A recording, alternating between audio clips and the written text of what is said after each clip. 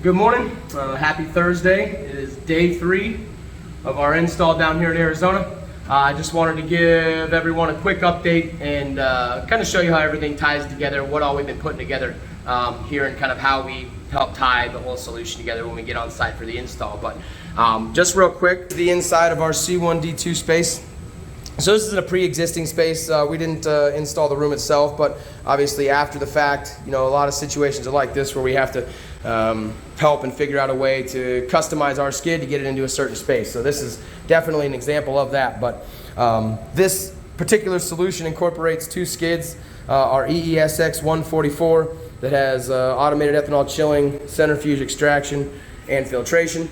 And then secondly, our ASR solvent recovery system with falling film tech.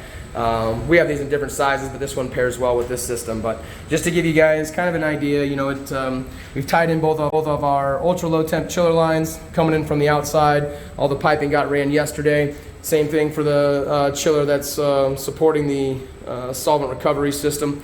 But all of this will tie together. So by the end of the day, this will be a push button to crew. Put a bag in, select a recipe on the PLC screen. Ethanol will be chilled automatically.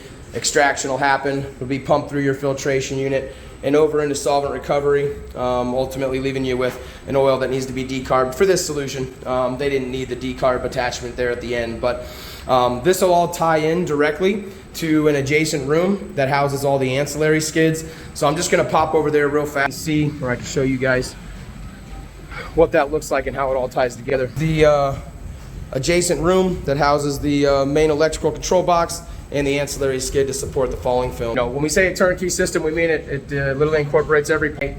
We'll have this bad boy up and running, and we'll give you guys a little shot of the type of oil she's producing. So thanks guys for checking in, and we'll talk to you soon. Cheers.